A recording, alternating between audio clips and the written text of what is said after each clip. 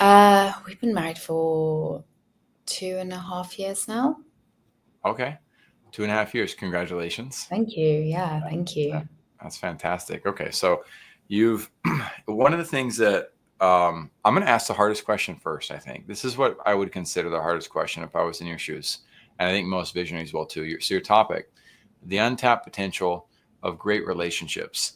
Um, my worry and fear of if I were to be a therapist and I were to talk about healthy relationships is crap. What happens if my relationship falls apart? Mhm. And how do I stay centered and authentic with my audience when I've never seen a marriage that doesn't have the good, bad, and the uglies going on. Mhm. Right? It's a hard thing. So how do you deal with that as the founder of the Successfully in Love method, and what gives you your reassurances and the self assuredness that you got this method figured out?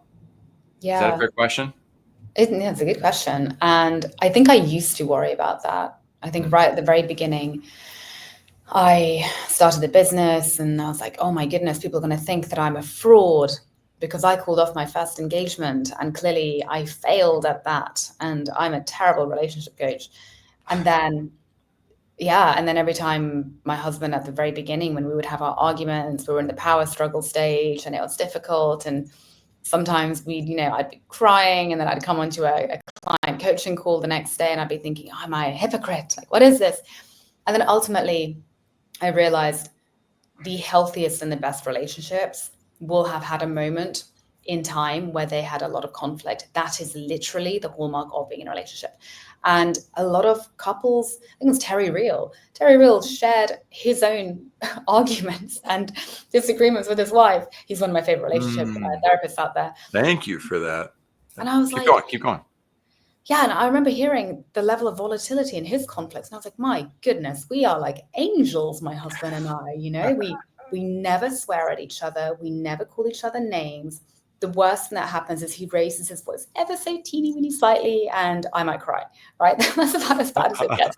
Um, and so as I began to dig into it, some of my favorite teachers, John Wineland, I trained under him. He's been divorced, and he's been single for a lot of his time. I looked at, yeah, just how many teachers have struggled in relationship.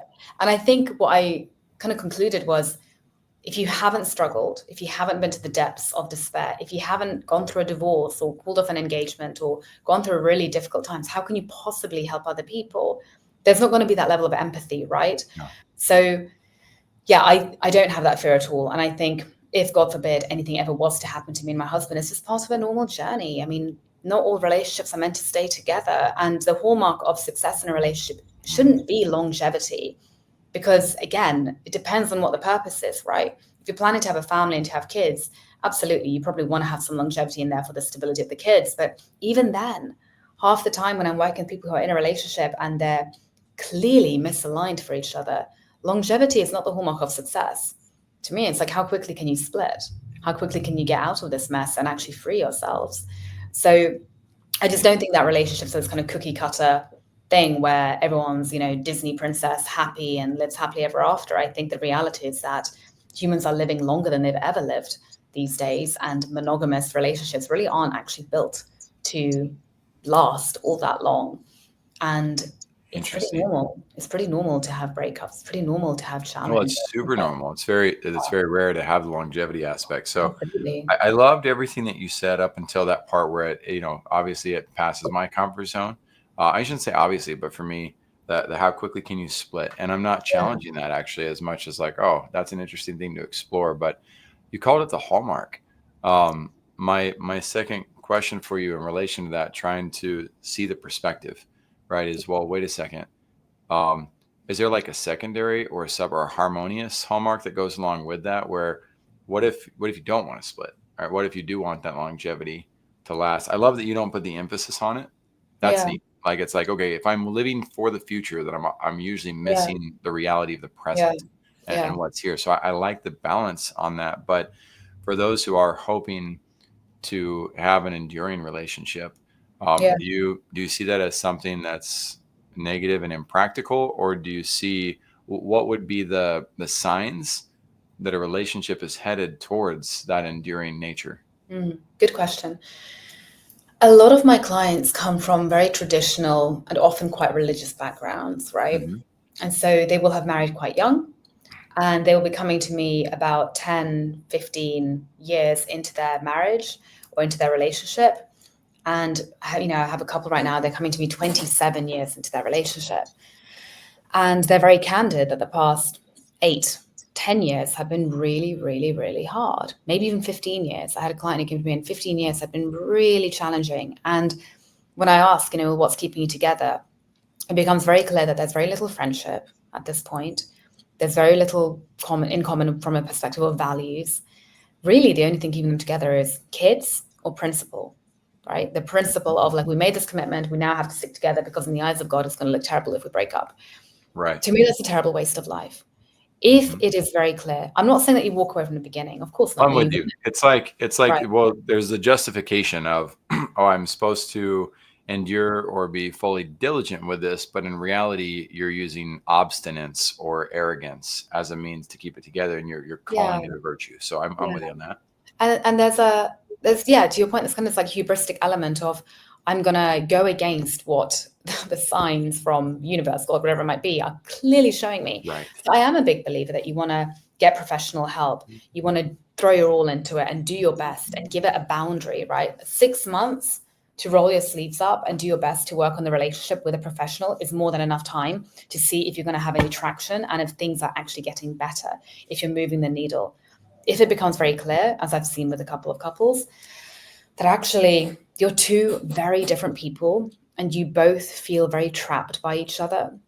And really, at the age that you're at, with how deep and how bad the resentment has got to, with all of the differences between you, to try to kind of connect at this point and rebuild, it's almost like kind of square peg, round hole. Not saying it can't be Yeah. done, Right. but is it not fair to say that there could be someone even better out there for you, where you could have an even more rich and abundant and happy life, and your kids would see you happier, right? And there's something just a little bit like, I absolutely believe I could have stayed with my ex-fiance and probably made it work. Were we the best match for each other? No, value-wise, we weren't. Am I a much better match with my husband? Yes. And actually, I met him, months after leaving my ex-fiance. Like, it happened very, very quickly. That alignment kicked in, and I married my husband so quickly because the connection was so clear, right? Yep. The friendship was so deep. So, yeah, I just think you want to try, you want to do your best, but there has to be a healthy amount of like, I'm not going to try and bludgeon this into submission, Right. because who am I to do that? I love the way that the centered and balanced nature of how you talk about it. And you talk about it from a perspective of this, that's not necessarily the recipe that can happen for everybody.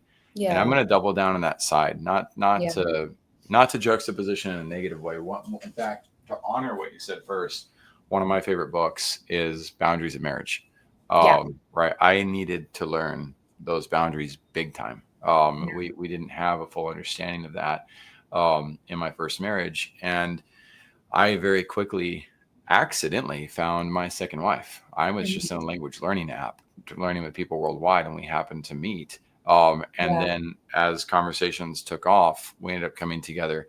That led to a marriage that I loved and try to honor. And the mother of my child, I strive really hard to honor our relationship as well. But I can't silence the reality that I went through so many black eyes and bloody lips in the process of trying to protect the sanctity of my relationship with my youngest child, Yeah. and trying to make sure that this new Cinderella experience we were in too, with somebody who was a stepmother to my other 3 children, it can be the fairy tale does not always happen, Yeah. that way where it's like, oh yeah, it's cool. Like we had the friendship side, but Yeah. there's complications related to our circumstances, our cultures that made it very difficult for us to have a healthy integration. And so those of you who are parents out there, I don't think Katarina's point or mine is to belittle in fact, I would never belittle the sanctity of marriage and the sacred nature of the process of building and what I would call an eternal family. Yeah. That's super important to me. It's just really sad to me how many people are in that type of powerful commitment. The commitment is strong, but the rest of the virtues are like missing. Yeah. It's Yeah. like, how are you going to do that if you're not, if you're drinking, smoking, doing other things in your life, cheating, like if you're so distracted by everything else Yeah. in life, but you're committed to this eternal bond, like there's an incredible imbalance there, and it can certainly lead to a worse environment for the children. Yeah. But I will caution, my friends that are married, divorce when you have kids, you have no idea how complicated it is. You have literally zero. If you haven't been through that, you have no idea the hell that you will go through. And the silver lining of walking through the fires of hell is you also become refined. You learn a lot about life. And to your point, Katarina, you become more useful to others in the world too, because now you have new experiences that help you empathize with others. So I am not a relationship expert by any way, shape, or form, but it fascinates me to be able to meet with people like you, because we all need a ton of help with our relationships and maximizing the strength of the relationships. So we're gonna come back. We're gonna do two things. We're gonna talk about the 3 resources you recommend for visionary leaders, because you're a fast study. You've gotten to where you are at a pretty young age. How old are you? 35. 35. Yeah, we're both young. I'm 37. Right. I feel like I'm in the infancy of life, where I realize, wow, I really didn't know anything for the last 30 years. So right now I'm starting to discover things. So I'm excited to hear about those. We'll take a break, and then we'll come back and talk about that untapped potential of the great relationships outside of marriage too. This will help with all relationships. And we'll do as much as we can in the little time that we have. But Katarina, first, what are the 3 resources that you recommend for other people building visions out there? 3 resources as in that I can help with, or 3 bits of advice? No, that have gotten you to where you are. So if it is your book, that's fine too, or your Yeah. movie or whatever it is. But the 3 that that Yeah. will help them build to where they're going. Yeah, absolutely. I think number 1 is understanding your internal wiring, right? So for me, when I really began to drill down into attachment theory and understanding what are the stories in my head, how do I process information, what projections am I delivering onto my partner or onto my relationships, how am I wired, right? How do I attach to people? All of these questions really help me understand myself and help me understand where am I getting in my own way and how am I negatively contributing to the problems in my life when it comes to my relationships. That was number 1. That's awesome. Yeah, because that's what you can control. Number 2 was learning how to work with the subconscious mind. So learning how to work with the subconscious mind has probably been the biggest game changer in my own journey to becoming securely attached and into my own journey to having a healthy, happy marriage. The more I can understand, again, my wiring and then work with that to change that, to optimize it, the faster my relationships improve. I can tell you now that the difference between where I was with my ex-fiance, where I was pretty anxiously attached and pretty anxious, Guilty. yeah, and ruminating and overthinking and projecting and feeling abandoned a lot of the time, and kind of testing him and being quite critical and having these very explosive arguments. And really, when I look back at that version of myself, I'm like, my goodness, who was I? And not to say that the relationship was perfect. The relationship had tons of problems in it, but I think now if I was to experience that again, it would be so different, right? Because when I called that engagement off, that's when I decided to really roll my sleeves up and take ownership, because I was like, this sucks. I'm in my early 30s and I really wanted to have a family. I wanted to have kids. And I was like, what do I do now? Like, I just call this off. And how am I ever going to find love? And I did the map on the timeline of, well, if I'm 31 now, like there's no way in hell that I'm going to meet a partner and have the time to build a family. And I didn't know that I'd meet my husband literally months later, right? Like I met him very, very quickly after. But the time between my ex-fiance and my husband, I was knee deep in doing this work. I was taking so much ownership and accountability. I was examining myself. I was studying myself. I was studying behavioral science. And I was really, really, really understanding how to recondition my brain to be more secure. And so that was like a big part of the practice. And that's been seminal in helping me actually deepen my relationship with my husband. So that's like the second thing. It's amazing. And then the third thing is learning to, this is so cliche, but learning I like cliche. That's usually foundational. Go ahead. Yeah. It is learning to communicate, but it's not just about, like, don't use you statements, use I statements, but learning to learn, which is, and not but. yeah, it's like, that's really valid. I think it's more about getting into the practice of learning to be kind and radically honest, right? Because I found that the more, Radical Candor, right? Great book. Yeah, but in a kind way, right? And in a way that that's the point of that book is you do it because you love, right? If you're giving exactly, feedback or talking conflict, it has, and it's from a position of love. So continue. exactly, please. Exactly. The faster that you can nip things in the bud, right? And because my husband and I, we look back in the past couple of years and we're like, we've had the wildest ride. We've moved countries 3 times in like 2 years. He's been unable to work for like 2 years because of bloody visa issues, which is why we're back in Canada now. Like, we've had financial pressures, we've had fertility issues, we've had like family stresses, the Ukraine war, my family's in Ukraine. So we've had like so much grief and heartache and stress. And I think we've been very candid that old us would never have survived this relationship. Never. But, we're just getting better. Like, literally, it was my birthday last week, and I was like, my goodness, like, our relationship only gets better and better and better, no matter how hard things are. And even this year started off rocky, and he dislocated his bloody shoulder a week ago. But my point is that it's the fact that we're able to have that radical candor and nip things in the bud, and we have these regular relational practices where we practice communicating and being honest and being vulnerable with each other, that it's kind of like we keep cleaning things, we keep kind of polishing our relationship, right? So it doesn't get grubby, it doesn't get dirty, it doesn't build up with residue of resentment. Not to say that there hasn't been resentment, but It's like we're on it, and we're both taking accountability, and we're both kind of cleaning it, keeping it shiny. I love that. That is amazing. Oh, hello. There's my amateur mistake for the day.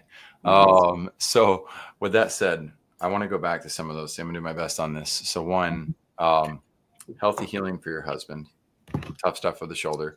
2, happy belated birthday. Thank you. And 3, in the opposite side of the spectrum, blessings and best wishes to your family in Ukraine. That's a lot of emotion to be going through at one time. And the 3 principles that you just shared with us, they're out of this world important. They are fundamentals. I don't see them as cliche at all. I see them as important growth opportunities that instead of trying to feed us a fish, you're giving us the opportunity to go and explore this in depth for ourselves. The one that really struck me, I mean, all 3 of them, I'm going to be studying a lot about now this week and integrating it with the rest of my responsibilities, but learning how to work with my subconscious mind.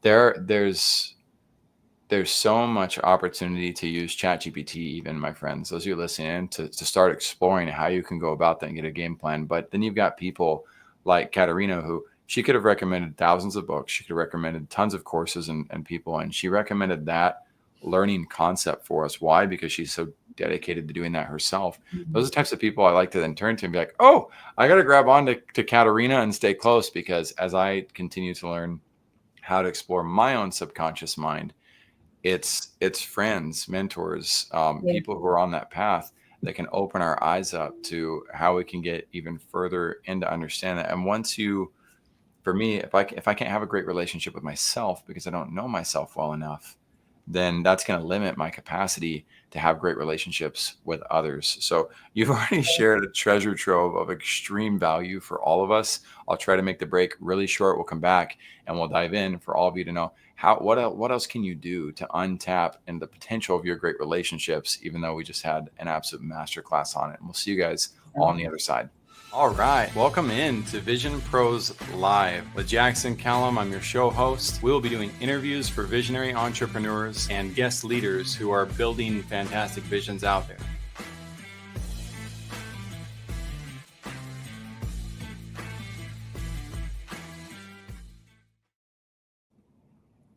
What's up, everybody? It is Pajama Jackson, and I am back. I'll bring Katarina back on stage in just a minute. Welcome to Vision Pros Live. You guys know that we really appreciate authenticity here. If you didn't know that, you now know it.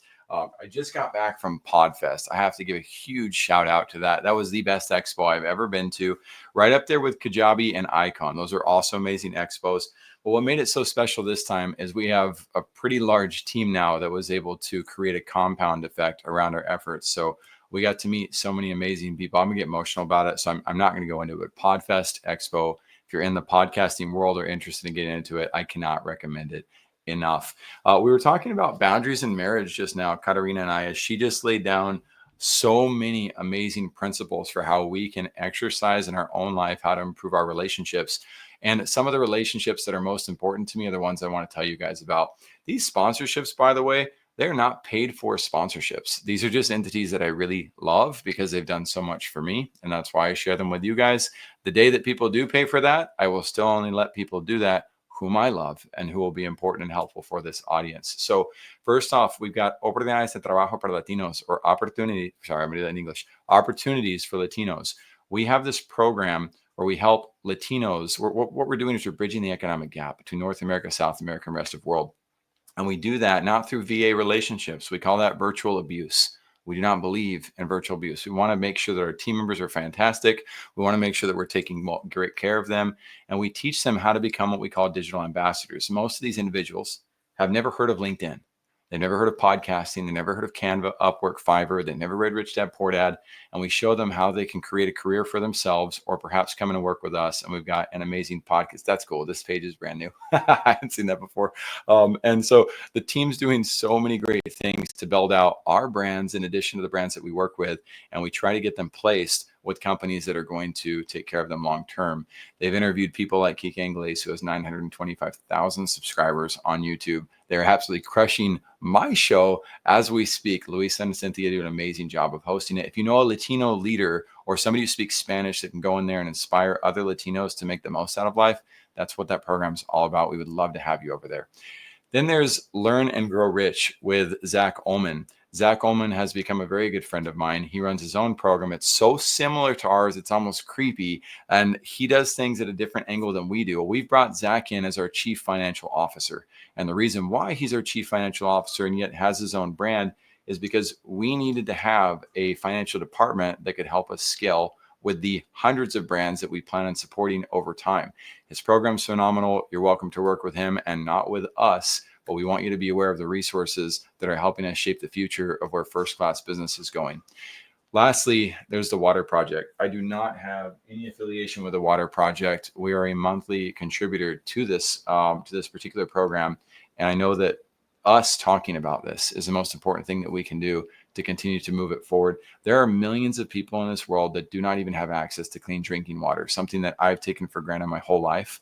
And as I saw how transparent they are with their story, and saw how you get to pick the communities that you get involved with. And even if you just give $5, they will send you the social proof of that community's borehole well or sand dam or whatever they're creating for sustainable water for those individuals. And then you and I get to have this massive multi-generational impact for these families. As you see on the screen right now, these kids celebrate water even more than my kids celebrate Christmas Day. That is a very humbling thought and reality to think about these kids, how they have to travel for miles sometimes to just find a source of water, or the parents and how they have to leave work just to be able to provide the basic essentials for their families. You and I have the opportunity to make impact on that. So my hope is, if you're in a position where financially you just can't help right now, please think of somebody who you can share this message with and maybe talk about it over lunch or dinner. Maybe send a post out about it, specifically about the Water Project, because if we can solve that problem, we can help millions of people who do not have that solved for themselves right now. And thank you for taking time to hear that. Let's get back to helping you guys with your visions and untapped potential for greater relationships with Katarina Polonska. Thank you so much for being here, Katarina. Let's dive right into vision. How are you today? I'm good. I'm good. Thank you. Yeah, I can't believe it's like the 20th of January. Oh my goodness, That's this year right. is flying. It is absolutely huge. So Yeah. I'm glad she's good, because we got started on like you know what, I'm gonna ask the absolute hardest question I can first. And I never ever do that to guests. But there was something about you. There was just a centeredness and a balance that I was like, you know what? She's not just talk about these relationships. I think she's got the wherewithal, the strength to be able to dive into the harder topics and expand that vision. Then we can get back to the basics and the principles. So returning to the basics and the principles, who is it that you typically are helping, and what is your vision for the people that you serve? Yeah, such a great question. I help two camps of people. Mhm. So maybe I'll kind of shed light on both of them. I help singles and I help people in relationship. I'll start with the people who are in relationship though, because that's kind of my bread and butter, even though in one of my group programs, it's mainly singles. I help people, those who are in relationship, I help them individually as opposed to couples work, but generally individually. And I help them do that critical inner work to take ownership of their side of the street so that they can have a clean conscience and know with full certainty, I have done everything in my power to improve this relationship before I make any decisions. And so often people will come to me and they've been married or in a long-term relationship. And there's question of, do I stay or do I go? I'm feeling lonely. I'm feeling unsupported. I'm feeling misunderstood. I may be feeling a bit trapped, I love but I that. don't want to make a rash decision. I don't want to throw the baby out with the bathwater. I don't want to make any mistakes. And I'm overwhelmed. I'm a little bit scared.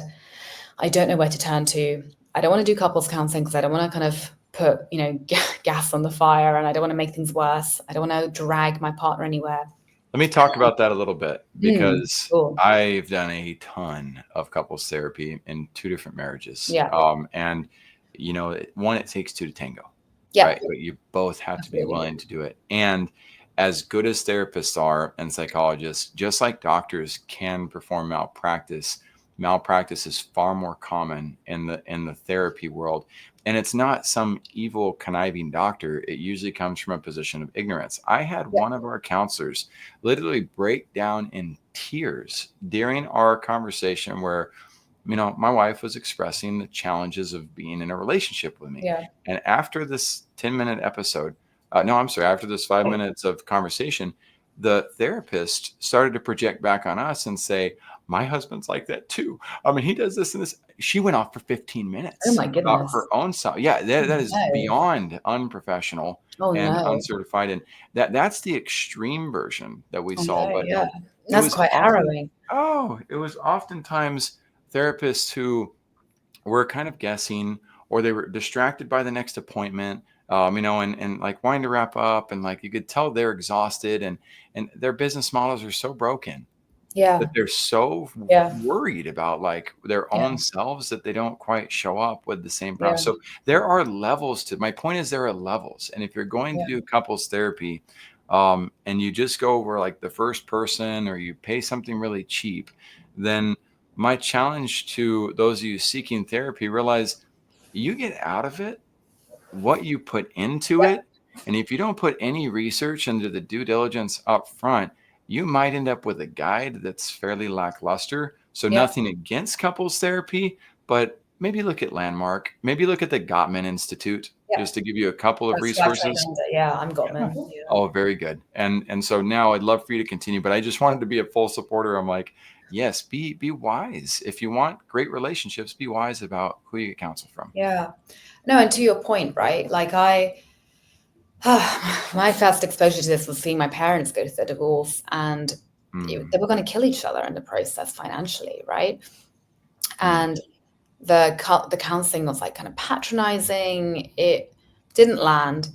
I had my own couples counseling with my ex-fiance, and I don't know. I don't know what progress we really made, other than I think we dragged out a relationship that frankly, again, shouldn't have been together from the beginning. And I think had we just been pulled aside and done our individual work to take ownership of our side of the street, we would have arrived at the conclusion that we're two fundamentally very different people with very different value sets. And actually, one of us is growing at this level, the other one is growing at this level. We're just not meant to be. And that's mm. okay.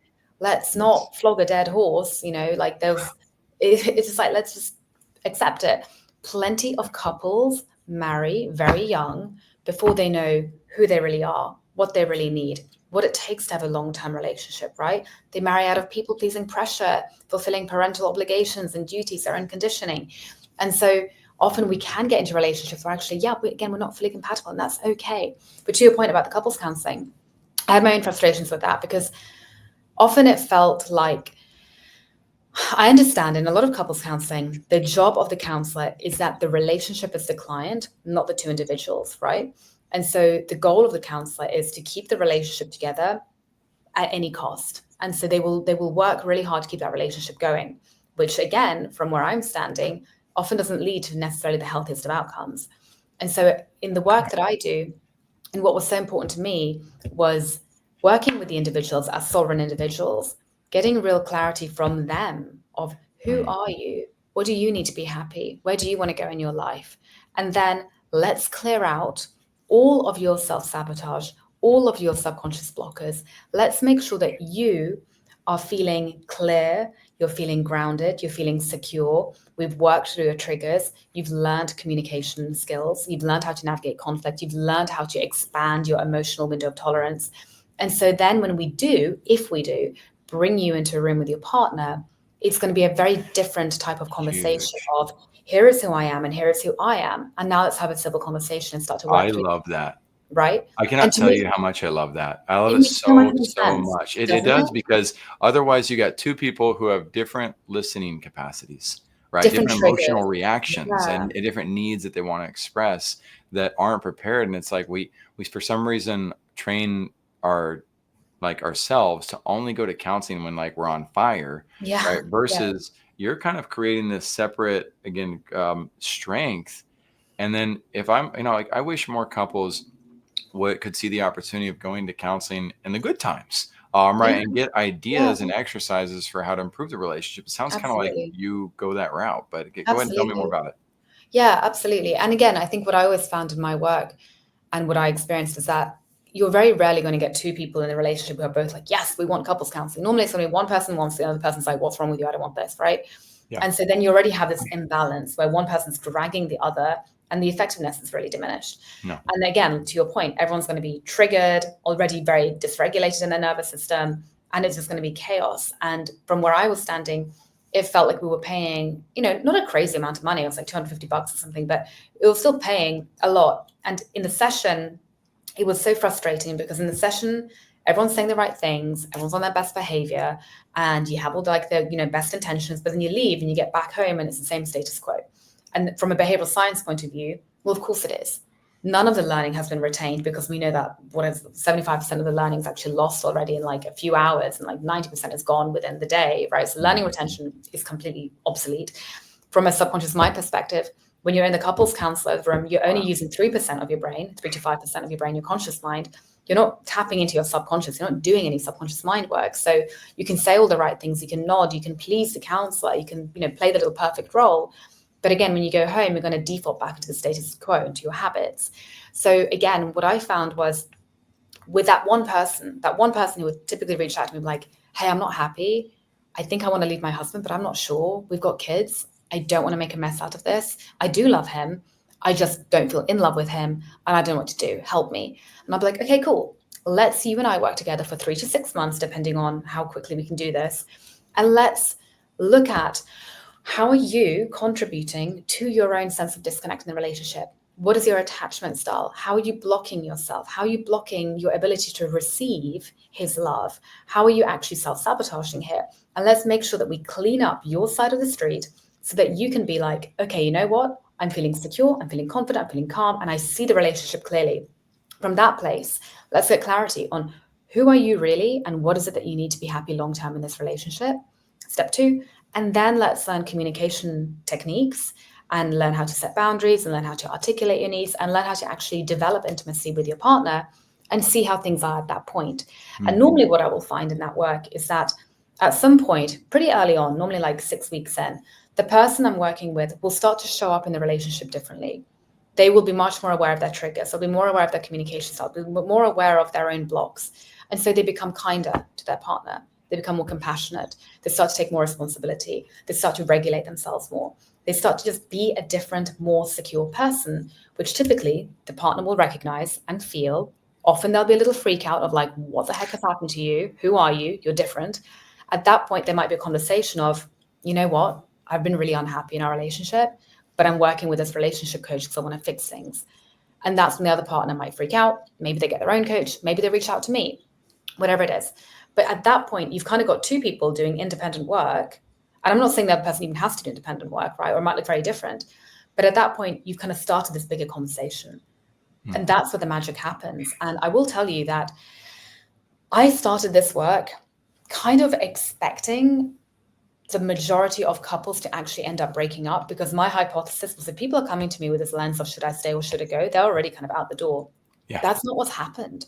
No. 9 out of 10 couples that work with me, within 6 months, it's like they're in their honeymoon again. They're in love again. Yeah. I've got one woman who literally, I was helping her find a divorce lawyer, and she's trying for a baby with her husband now. So all of that to say, we get in our own way so much. And again, the people I work with are typically high achieving professionals, right? Who are like business owners or corporate professionals and pretty go-getting. You can bet that there's going to be some subconscious wounding there, because very often our ambition is coming from a wounded place. Absolutely. Right. And so let's just take care of that. I'm not saying you're going to stop being ambitious or anything, but let's just make sure that you are the best version of you before you make any big life-changing decisions about your relationship. Yeah. It's a win-win, right? It's a win-win. You're either going to leave being happier than ever before and find someone really quickly like I did, or you're going to stay and have a whole new relationship to enjoy.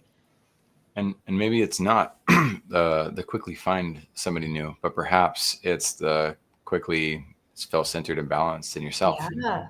Right. There's that side too. I want to say, I honestly believe that have we been working with you?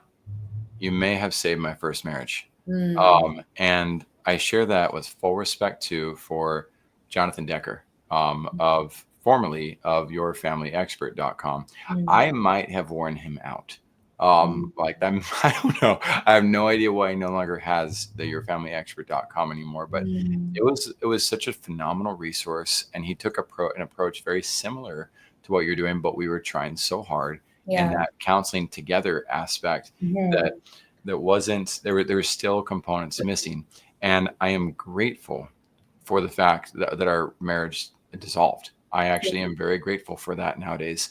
And my kids will hopefully also be able to feel the honor and sacred nature of what I mean by that, and be able to learn from our experience how to have their healthiest, happiest selves, and how to be able to move towards having, a great long-term relationship for their lives, and get the counseling, the leadership, the experiences and knowledge necessary to build their best lives. So again, I want to respect the sacred nature of my first marriage, and again, what Jonathan Decker was able to give to us. But you've already been able to take things to a level that I have not found. And I have read a lot of books, been to a lot of therapists, worked with a lot of providers in this space, and most of which make noise, regurgitate principles, but they don't know how to tie it together and talk about the vision of what's possible the way that you were able to eloquently talk about. I'm going to double down on that. We will be very interested in learning more about this for the sake of the relationships within our brand and company. Everybody that I work with, right, becomes somebody who can either add energy to what we're up to, or will be somebody who will drain energy out of me, right, as a leader. And so I'm extremely aware of the need to tap into that potential of great relationships, the opportunity that exists to raise the level of our relationships that we have. So I am so grateful that you came across our path at this exact moment, like where we're at as a brand and what's possible, because we get Successfully in Love method. That's something that now I'm like dying to hear about and understand. So what is the Successfully in Love method, and how does that work? Yeah, great question. Successfully in Love method it took me a while to think about the name, because I was like, I want to talk about, all these successful professionals who are so successful in every arena of their lives, apart from their relationships. They want to be in love with their lives, right? You want to be in love with your life. You want to be in love with your work. You want to be successful in love. And the methodology is a 3-step methodology. So I've kind of broken it down into 3 big chunks. Chunk number 1 is the liberation phase. So I call it liberate. And that's where we work together to liberate. Did you say celebrate? Liberate. Liberation, freedom phase. Yes, exactly.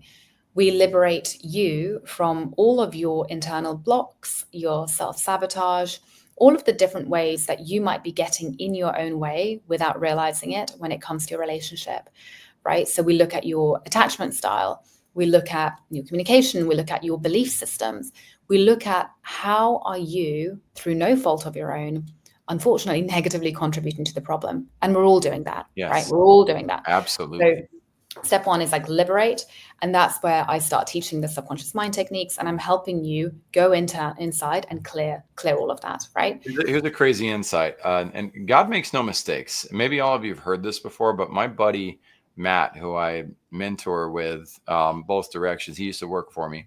Um, he told me about his avoidant personality type. And out of Mm, all of the psychology books I've read, out of everything that I've watched, and I study like 6 to 10 hours of this per week, guys, I had never heard of the avoidant attachment and the anxious attachment until about 2 months ago.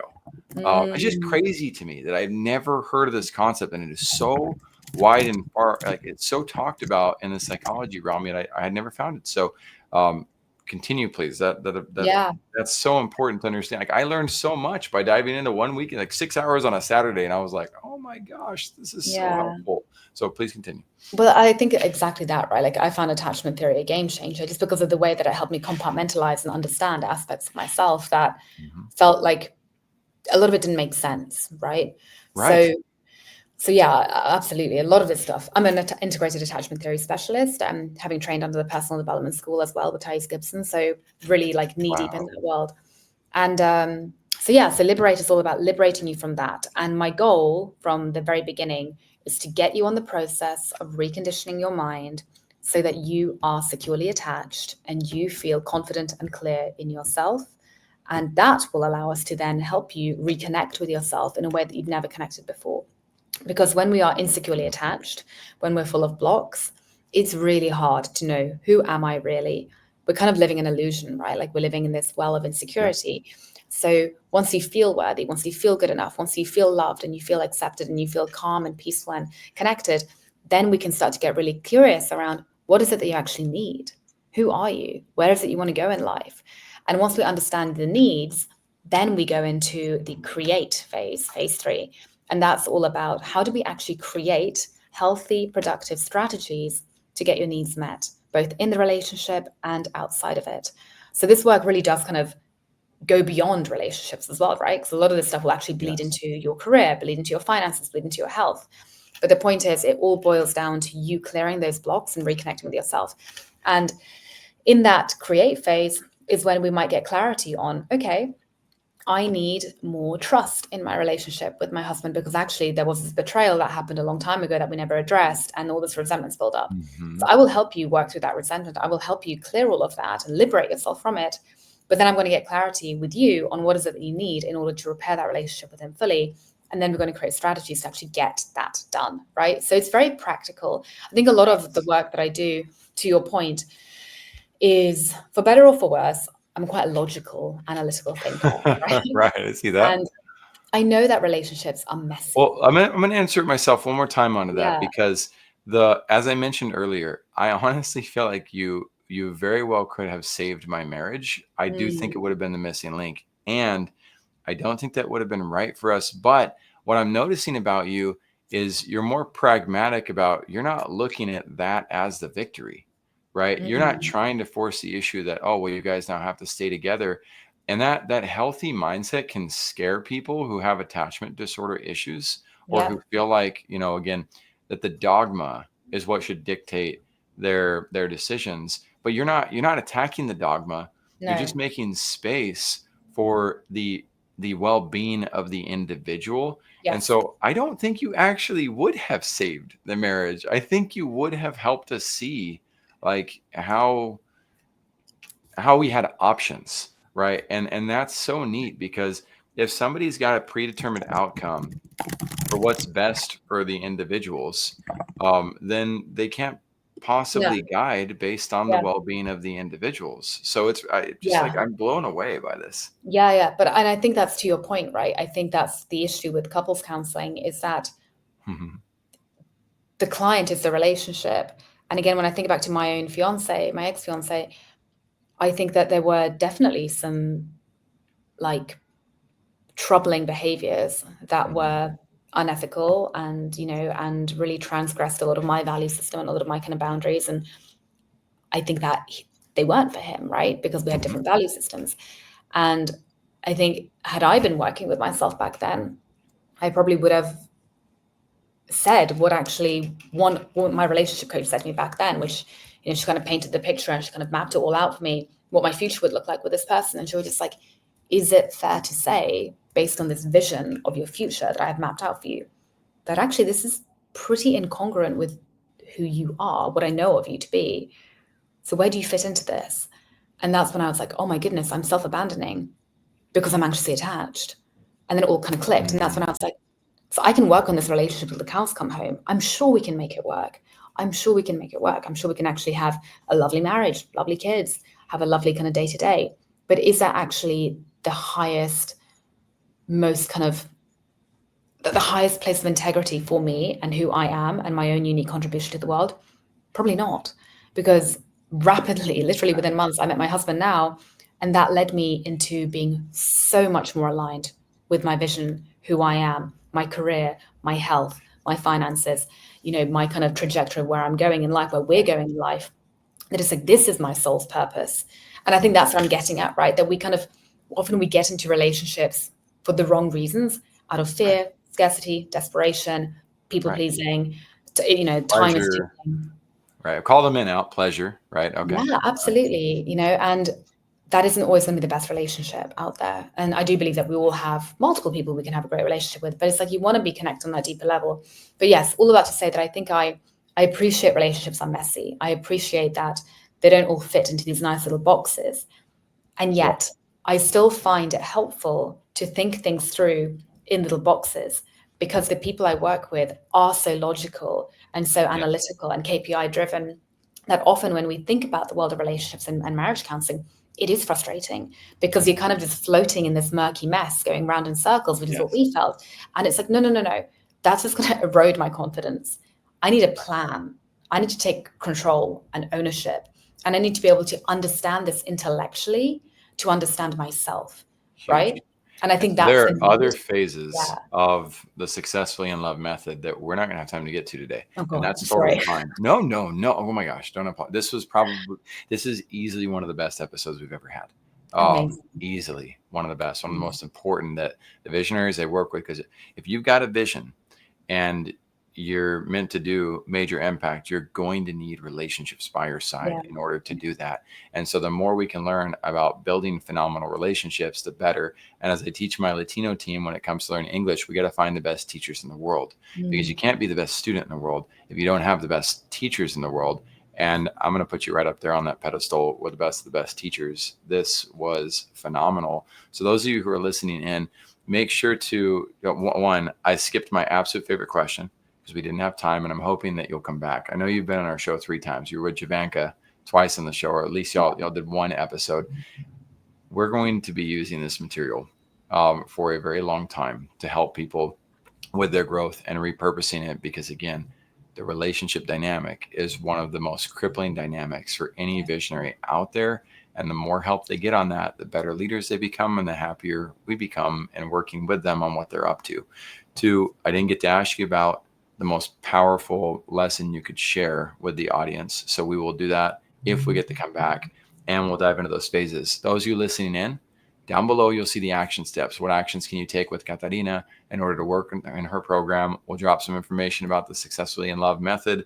We'll also, of course, put the resources on there that we talked about earlier, the coaches that she's working with, the institutes, the learning how to work on your subconscious mind, etc. All that's going to be there. And then in the top right corner, those of you listening in that want to share your vision with us, you don't have to be a world-class leader like Katarina to do that. You can be at the beginning stages of putting your vision out there and talk to us. Just as be our guest, click the button to be our guest, and come have a meeting with our team. And let's get you on the show. Any final words you'd like to share? I'll let you wrap up, Katarina. Yeah, no, thank you for that. And I'd love to come back. Would absolutely love that. I think final words are that you and everyone out there deserves to have a really healthy, fulfilling, meaningful relationship where they feel safe, where they feel loved, where they feel chosen every single day. You can have that. You absolutely can have that, right? It might not be where you're at right now. It might not feel like it's possible, but it is. And all you need is the motivation to go out there and make it happen. And just taking little micro steps and learning what to do. But it's a process, and you can learn a process. You really can. I love that. I love that. Vision Pros, you heard it from Katarina.